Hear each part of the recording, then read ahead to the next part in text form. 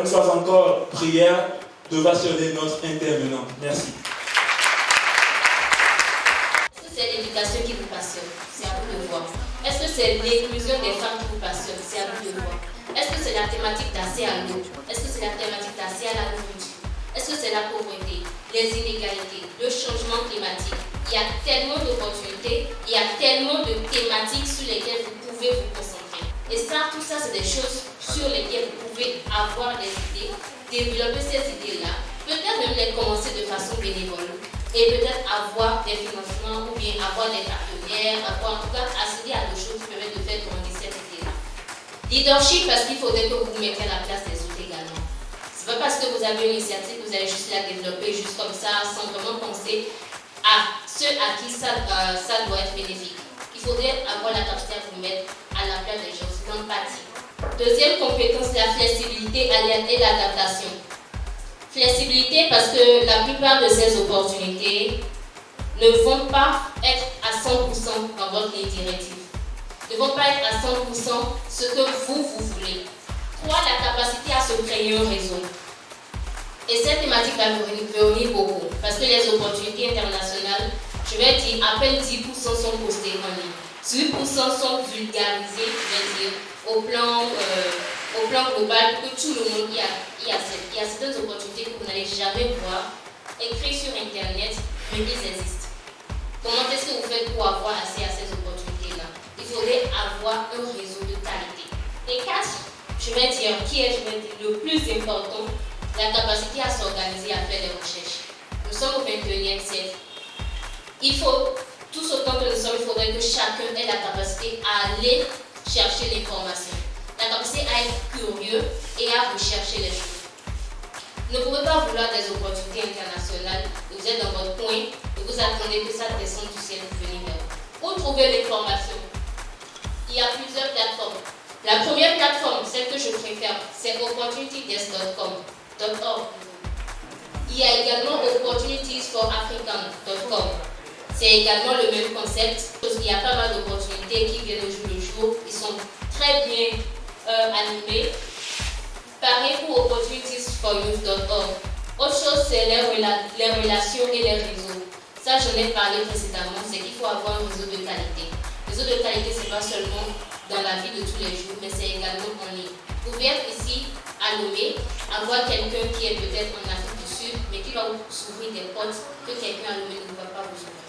Souvent, vous devez candidater. Et vous devez candidater, c'est qu'il faudrait déjà avoir un certain background qui vous donne la capacité à pouvoir, d'avoir les prérequis nécessaires pour accéder à ces opportunités. Parce que chaque opportunité a forcément des prérequis. Il y a toujours des requirements pour que les gens puissent candidater. Postuler et encore postuler. Alors, je disais que je vais vous parler de mon expérience, ce qui a marché pour moi. Mais quand je vais déjà vous dire à quoi vous attendre quand vous postulez. Il faut être prêt à ce que vous envoie des refus. Pour pouvoir répondre aux questions, il faut aller faire des recherches sur qui est le bailleur derrière cette opportunité-là. Une opportunité de la GIZ, une opportunité du PNUD, une opportunité, je ne sais pas, du gouvernement togolais. Même si c'est les mêmes contenus, vous n'allez pas répondre de la même façon. C'est à vous d'aller identifier la GIZ, dit qu'il veut lancer de sponsoriser peut-être 5 jeunes du Bénin, du Togo, de la Côte d'Ivoire. Mais qu'est-ce que la GIZ a comme ambition pour mon pays dans cette année-là? C'est à vous d'aller lire, d'aller vous documenter pour ça. Et c'est sur ça que vous allez taper pour pouvoir produire une motivation ou répondre aux questions qui vous seront posées, de telle sorte que quand ils vont vous lire, ils vont se dire, ah, cette personne, il n'est pas seulement bon, il va nous permettre d'avancer dans ce que nous avons envie de faire. Autre chose très importante, travailler son anglais. L'anglais, c'est très capital. Si vous voulez accéder aux opportunités internationales, vous allez avoir des trucs en français. Certaines choses seront multilingues, vous demandez de rédiger votre truc en français ou en anglais. Certains vont vous dire c'est carrément en anglais. Nous, on ne peut pas savoir si tu maîtrises l'anglais ou pas, mais chez nous, ça se fait en anglais. Vous allez aller à des conférences en France où la langue dans laquelle l'événement se produit sera en anglais. En France.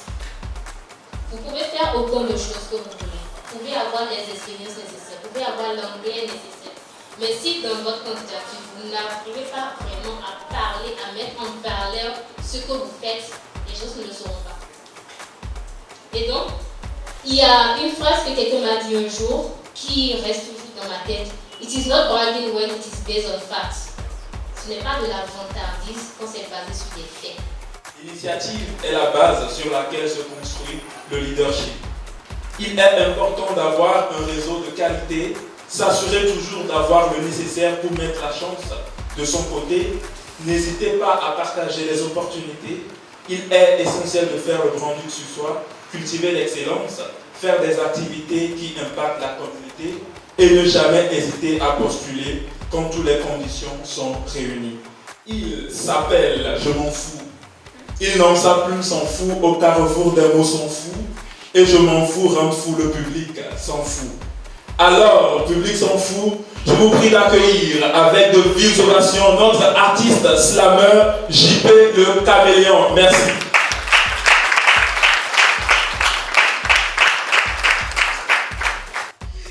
Je m'appelle, je m'en fous. Je nomme ma plume, s'en fout. Au carrefour des mots s'en fout, et je m'en fous, rend fou le public s'en fout, fou de rire comme autour d'un plat de foufou accompagné de sorabi. Je m'en fous si vous n'avez jamais fait l'expérience avec le foufou. Pour celui qui pense que je suis fou et dit fou le camp, tu parles comme un fou, je m'en fous. Quand je viens du camp de ces fous, éveillé d'être conscient d'être fou dans leur état de folie. Bref, tout le monde est fou, mais que c'est terminé le degré de folie. Tout le monde est fou, mais que c'est terminé le degré de folie. Bonsoir. Si je dis j'ai 9 ans d'expérience à quelqu'un, il va me demander mais tu as quel âge? Parce que souvent on a cette tendance d'associer l'âge à l'année d'expérience. Mais si Greta Thunberg, qui connaît Greta Thunberg? Ok, bon, je pense que je vais commencer à donner des exemples encore climat, mais ça fait trop bizarre.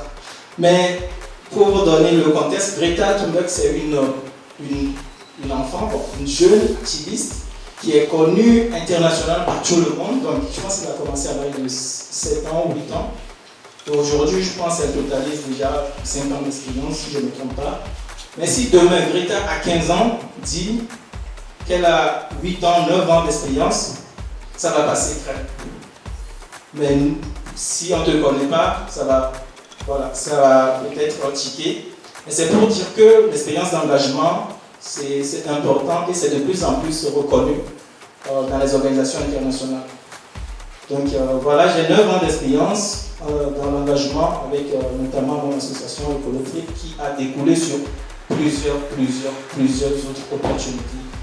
C'était dans le domaine de migration, donc dans un camp de réfugiés où elle a fait 6 mois de stage. Et après, elle a réenchaîné 6 mois de stage dans notre équipe, là où je travaille actuellement. Et elle a fait ses preuves. Et dans une organisation internationale, quand tu fais tes preuves, ils ne vont pas te laisser partir. Donc je parlais tout à l'heure des voies d'accès. Il y a les stages. D'accord, il y a les stages. Et heureusement que certaines organisations, ils ne refusent pas le fait que même si tu as déjà de l'expérience en tant que, voilà, si tu es diplômé il y a 2 ans, 3 ans, que tu puisses faire un stage. Donc, ça, c'est un atout très important.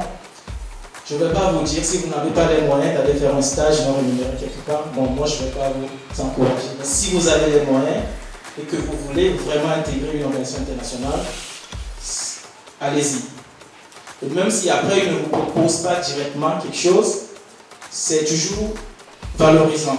Et même si eux ne vous proposent pas, ils peuvent vous recommander assez facilement pour travailler dans une autre organisation internationale, dans une autre équipe, dans un autre pays. Il y a les certificats qui reviennent, donc n'hésitez pas à prendre des formations supplémentaires. Se lancer le défi pour une immersion complète en anglais.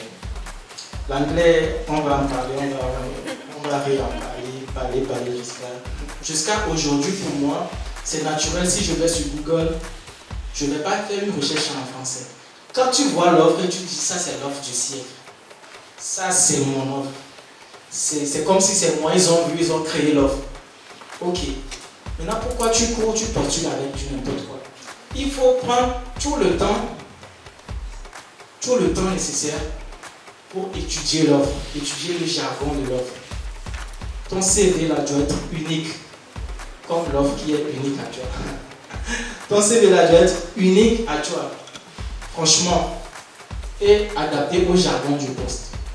Le format du CV qu'il a montré, ça c'est un format internationalement reconnu. Vous pouvez même aller sur Google, mettre Harvard Resume Template. Il ne faut pas confondre le format de votre CV avec l'innovation dans la façon dont vous postulez à quelque chose. Mais il faut savoir que, dépendant de la structure dans laquelle vous postulez, il faut savoir si vous devrez innover ou si vous devez rester dans les standards. D'autres vont dire, on n'a pas le temps pour ça. On a l'argent qu'il faut, on va peut-être payer $100, $200, $2000 pour qu'un algorithme ou bien une société tierce fait le screening de ces CV-là, nous envoie seulement ceux qui pensent correspondre à notre demande ou bien à notre appel à candidature. J'aimerais juste savoir, le junior, ça se limite à quel type de certification il va dire au fait? Dans le volontariat, je pense que j'ai fait une vidéo détaillée dessus, mais il faut savoir qu'il y a 3 grandes catégories de volontariat international. Comment tu as pu soumettre deux dossiers à un deadline serré? Comment tu as géré la pression? Ça, c'est le type de questions qu'on va te poser avec le système des Nations Unies. Et je pense souvent dans les organisations internationales. Le Commonwealth aussi, c'est pareil. Il faut toujours essayer. Penser à la candidature. Après, il y a un test écrit. Après, il faut envoyer 3 lettres de motivation. Après, il y a un entretien où tu prends ton téléphone, tu rentres dans le système, tu parles à l'ordinateur pour répondre à des questions. Après, il y a un interview avec un panel d'experts. Après, il y a un interview de groupe avec d'autres candidats. Et après ça, on pourra t'offrir le poste. C'est un peu ça. Bon, le CV que j'ai montré, ça a dépassé 3 pages parce que si vous rappelez, j'ai dit que c'est un CV trash. Donc c'est un de mes CV trash qui est sur Google Doc où je viens faire tout ce que je veux dedans. Donc je ne peux pas amener ça quelque part ou je ne peux pas postuler avec ça directement. Est-ce que vous en savez un peu plus sur la bourse Erasmus? Quelle recherche on peut faire pour apporter plus dans la lettre de motivation pour donner aux recruteurs de mettre l'attention sur notre CV? Étant donné que lors de votre présentation, vous avez fait savoir que vous avez fait un tour au niveau de l'Éthiopie, vous avez fait un séminaire. Donc j'aimerais savoir comment est-ce qu'on peut faire pour assister aux séminaires et aux conférences à l'international. Plus précisément, comment vous avez procédé pour y arriver, comment nous aussi à notre niveau, on pourra le faire, dépendamment des différents domaines, nos différentes professions bien évidemment. Essayez de savoir qui vous avez en face de vous. Et autre chose, c'est que parfois, quand vous postulez à des choses et on vous invite en recrutement, enfin en entretien, excusez-moi, vous pouvez déjà parfois avoir le nom de celui qui va vous interviewer. C'est possible. Parfois, il peut être en copie du mail, ou bien c'est le mail il est en copie, des choses comme ça. Ayez le fait d'aller chercher sur la personne. Allez voir cette personne-là. Est-ce qu'il a des mots-clés, des trucs qu'il a l'habitude de dire sur cette publication? Il a peut-être fait une interview, il avait déjà dit peut-être que lui, là, c'est la productivité qui est importante pour lui, pour des employés. Quand vous allez venir en entretien, là, faites tout avec le productivité. Parce que quand vous faites ça, vous touchez son point sensible. Alors, je me sens international d'expert. Je me ferai le plaisir de vous parler un peu de la JCI. La JCI, c'est une organisation internationale, comme le dit son nom, un centre international. Elle est donc présente dans plus de 120 pays, dont notre pays, le Togo. Sa vision, c'est d'être le principal réseau mondial de jeunes leaders. Sa mission, c'est d'offrir aux jeunes des opportunités de développement du leadership en leur donnant la capacité de créer des changements positifs. Nous avons 4 domaines d'intervention, notamment le domaine individuel, le domaine communautaire, le domaine affaires, le domaine internationalisme. Prière de le aussi. Je suis Myriam Guéguet et je suis la vice-présidente en charge des partenariats au sein de l'AEC à l'Université de Lomé. L'AEC est une plateforme mondiale qui permet aux jeunes de développer leur potentiel de leadership à travers des expériences pratiques et des opportunités de stage ainsi que des opportunités de volontariat. Elle est fondée en 1945 par 7 jeunes venus de différentes provinces qui rêvaient d'avoir un monde dans lequel il y aura la compréhension de la culture de chaque personne et un monde où chaque jeune sera développé et sera accompli pour le monde professionnel. Donc, je suis Géraldine Lassini, présidente de Energy Group Association. Donc, énergie comme énergie. Energy Group Association, c'est une association que j'ai pensée avec ma sœur jumelle que vous avez sûrement vue, en vue d'aider les jeunes filles en milieu défavorisé sur le plan scolaire. Donc, nous organisons des collectes, par exemple, pour la rentrée scolaire, pour aider une localité, par exemple, qui en a besoin. Nous faisons aussi tout ce qui est possible. Des partenaires nous approchent pour des trucs en lien avec l'éducation de la jeune fille. Donc, tout ce qui est dans l'éducation de la jeune fille, nous acceptons. Tatiana Bunjo, ingénieure système informatique de profession, expert du numérique auprès du Club de coopération des jeunes de l'Union africaine de l'Union européenne. Jeune femme passionnée par l'engagement communautaire, en particulier l'éducation de qualité et l'inclusion des femmes dans le numérique, et également la réduction de la fracture numérique. Me voilà en gros, et je suis ici pour vous présenter l'initiative JIDOLAB. JIDOLAB, c'est une initiative qui a été officiellement lancée en mars dernier, donc on est à quelques mois depuis le lancement. Et qu'est-ce qu'on fait? L'idée générale de cette initiative, c'est d'aider les jeunes francophones à accéder aux opportunités internationales.